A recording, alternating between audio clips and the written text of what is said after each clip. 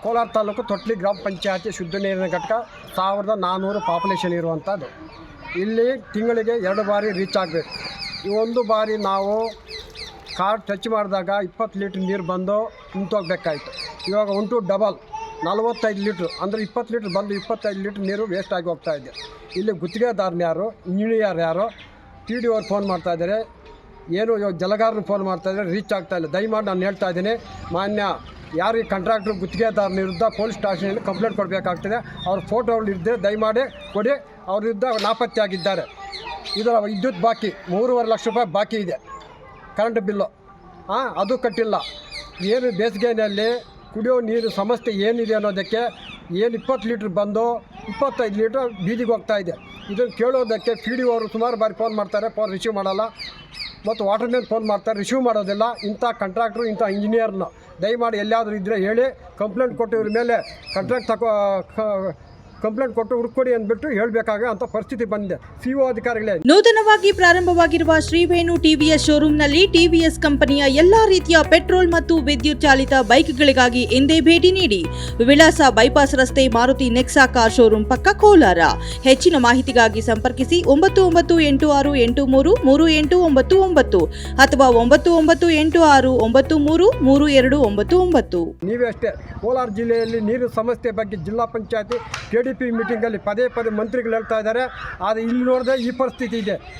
ಅಂಥ ಕಾಂಟ್ರಾಕ್ಟ್ರನ್ನ ಯಾಕೆ ಬೇರೆ ಹೊರ ರಾಜ್ಯದವ್ರು ಕಾಂಟ್ರಾಕ್ಟ್ ಕೊಡೋದು? ಅವ್ನು ಎಲ್ಲೋ ಇರ್ತಾನೆ, ಅವ್ನು ಬಂದು ಇಲ್ಲಿ ನಾವು ಭಿಕ್ಷೆ ಬೇಡಬೇಕಾ? ನಮ್ಮ ಜಿಲ್ಲೆ, ನಮ್ಮ ತಾಲೂಕು, ನಮ್ಮೂರು ನೀರಿಗೆ ಇಂಥವ್ನು ಹೊರ ಹಾಕಿ ಯಾರು ಈ ಲೋಕಲಲ್ಲಿ ಇದ್ದಾರೋ ಅಂಥವ್ರು ಕಾಂಟ್ರಾಕ್ಟ್ ಕೊಡಿ. ಏನು ಇದು ಸಮಸ್ಯೆ ಆಗ್ತಾಯಿದೆ, ನೀರು ಸಮಸ್ಯೆ, ಮೋಟ್ರ್ ಸುಟ್ಟೋಗಿರೋದು, ಕರೆಂಟ್ ಬಿಲ್ ಕರೆಕ್ಟಾಗಿ ಕಟ್ಟಿದ್ಯಾರೋ ಇಲ್ವೋ ಅನ್ನೋ ತನಿಖೆ ಮಾಡೋದು ತನಿಖಾಧಿಕಾರಿ ನೀವು. ಅದನ್ನು ಬಿಟ್ಟು ಯಾವನೋ ಕಣ್ಣು ಕಾಣದೇ ಇರೋರು ಕಾಂಟ್ರಾಕ್ಟ್ ಕೊಟ್ಟು ಇವಾಗ 10 ದಿವಸದಿಂದ 25 ಲೀಟ್ರ್ ಬೀದಿಗೆ ಹೋಗ್ತಾಯಿದೆ. ಯಾರು ಕೇಳಬೇಕು? 3.5 ಲಕ್ಷ ರೂಪಾಯಿ ಕರೆಂಟ್ ಬಿಲ್ ಕಟ್ಟಬೇಕು. ಅವ್ನು ವಾಟರ್ ಮ್ಯಾನ್ ಫೋನ್ ಮಾಡೋದು ತೆಗಿಯೋದಿಲ್ಲ. ತಿಂಗಳಿಗೆ 2 ಬಾರಿ ರೀಚ್ ಆಗಬೇಕು, ಅದೂ ಇಲ್ಲ. ಪಿ ಡಿ ಒ ಫೋನ್ ಮಾಡಿದ್ರು, ಪಂಚಾಯತ್ ಡೆವಲಪ್ಮೆಂಟ್ ಆಫೀಸರ್ ಫೋನ್ ಮಾಡಿ ಅದನ್ನು ತೆಗಿಯೋದಿಲ್ಲ. ಇಂಥ ಬೇಜವಾಬ್ದಾರಿ ಇಂಜಿನಿಯರು ಕಾಂಟ್ರಾಕ್ಟರ್ ಬಗ್ಗೆ ಏನು ಕ್ರಮ ತೆಗೆದುಕೊಂತಾರೆ ನಿಮ್ಗೆ ಬಿಟ್ಟಿರೋದು. ಆಗ ಕಾಂಟ್ರಾಕ್ಟರ್ ಯಾರು, ಇಂಜಿನಿಯರ್ ಯಾರು ಹುಡ್ಕೊಡಿ, ಕಂಪ್ಲೇಂಟ್ ಕೊಡ್ತೀವಿ. ಇಂಥವ್ರು ಹೊರಕ್ಕೆ. ತಾಲೂಕು ತೊಟ್ಲಿ ಗ್ರಾಮ ಪಂಚಾಯತಿಯ ಶುದ್ಧ ನೀರಿನ ಘಟಕ. ಈ ಒಂದು ಘಟಕಕ್ಕೆ 1400 ಜನಸಂಖ್ಯೆ ಇರುವಂಥ ಇದು. 10 ದಿವಸಗಳಿಂದ ಇಲ್ಲಿ ಏನಾಗಿದೆ ಅಂದರೆ, ಶುದ್ಧ ನೀರಿನ ಘಟಕ ಒಂದು ಮನೆಗೆ, ಒಂದು ಕ್ಯಾನ್ಗೆ 20 ಲೀಟ್ರ್ ಬಂದು ನೀರು ನಿಂತೋಗ್ತಾಯಿತ್ತು. ಇವಾಗ ಡಬಲ್, ಅಂದರೆ 20 ಲೀಟ್ರ್ ಬಂದು 25 ಲೀಟ್ರು ತುಂಬಿ ಬೀದಿಗೆ ಹೋಗ್ತಾಯಿದೆ. ಮೊದಲು ಯಾರು ಬರ್ತಾರೋ ಅವ್ರಿಗೆ ನೀರು ಸಿಗ್ತದೆ, ಕಡೆಯಲ್ಲಿ ಬಂದವ್ರು ನೀರು ಸಿಗೋದಿಲ್ಲ. ಯಾಕಂದರೆ ಕುಡಿಯೋ ನೀರು. ಇದರ ಬಗ್ಗೆ ಪಂಚಾಯತಿ ಪಿ ಡಿ ಒ ಗಮನಕ್ಕೆ ತಂದಿದ್ವಿ. ಪಿ ಡಿ ಒ ಯಾರು ಇಂಜಿನಿಯರು, ಶುದ್ಧ ನೀರಿನ ಘಟಕ ಇಂಜಿನಿಯರ್ಗೆ ಫೋನ್ ಮಾಡಿದ್ದಾರೆ, ಕಾಂಟ್ರಾಕ್ಟ್ರಿಗೆ ಫೋನ್ ಮಾಡಿದ್ದಾರೆ, ಜಲಗಾರನ ದಿನಾನೂ ಫೋನ್ ಮಾಡ್ತಾರೆ. ಯಾವೊಬ್ಬ ಅಧಿಕಾರಿಗೂ ಅವ್ನು ಕೀ ಕೊಡ್ತಾ ಇಲ್ಲ. ಇಂಥವ್ರು ಕಾಂಟ್ರಾಕ್ಟ್ ಕೊಟ್ಟಿದ್ದಾರೆ.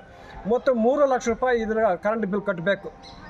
ಇದು ಏನು ಶುದ್ಧ ನೀರಿನ ಘಟಕ ವಿದ್ಯುತ್ ಪಾವತಿ ಮಾಡಬೇಕಾಗೋದು 3 ಲಕ್ಷ ರೂಪಾಯಿ. ತಿಂಗಳಿಗೆ ಒಂದು 2 ಬಾರಿ ಬಂದು ರೀಚ್ ಮಾಡ್ಕೊಂಡು ಹೋಗ್ಬೇಕು ಕಾರ್ಡು. ಕನಿಷ್ಠ ಪಕ್ಷ ಅವನಿಗೆ ಇರೋ ಪಾಲಿಸಿ ಪ್ರಕಾರ 1 ತಿಂಗಳಾದರೂ ಬರೋದಿಲ್ಲ. ಕೆಲವರು ಏನು 350 ಮನೆಗಳಿಗೆ ತಿಂಗಳಿಗೆ ಒಂದೇ ಬಾರಿ ರೀಚ್ ಮಾಡೋಕ್ಕೆ ಆಗೋದಿಲ್ಲ. ಕೆಲವಷ್ಟು ದುಡ್ಡು ಇರ್ತದೆ. ಈ ವೇಸ್ಟ್ ಆಗ್ತಾ ಹೋಗ್ತಾರೆ. ನೀರು ಬಗ್ಗೆ ಪಿ ಡಿ ಅವ್ರಿಗೆ ನೋಡಿದ್ದಾರೆ, ಜಲಗಾರನು ನೋಡಿದ್ದಾರೆ. ದಿನ ಫೋನ್ ಮಾಡಿದವನು ಫೋನ್ ರೀಚ್ ಮಾಡ್ತಾರೆ. ಇಂಥ ಯಾವನೋ ಬೇರೆ ರಾಜ್ಯದವನಿಗೆ ಗುತ್ತಿಗೆ ಕೊಟ್ಬಿಟ್ಟು ನಮ್ಮ ಜಿಲ್ಲೆಯಲ್ಲಿ ನಮ್ಮದು ನೀರು ಕುಡಿಯೋ ನೀರಿಗೆ ಅವನ ಹತ್ರ ಭಿಕ್ಷೆ ಬೇಡಬೇಕಾ?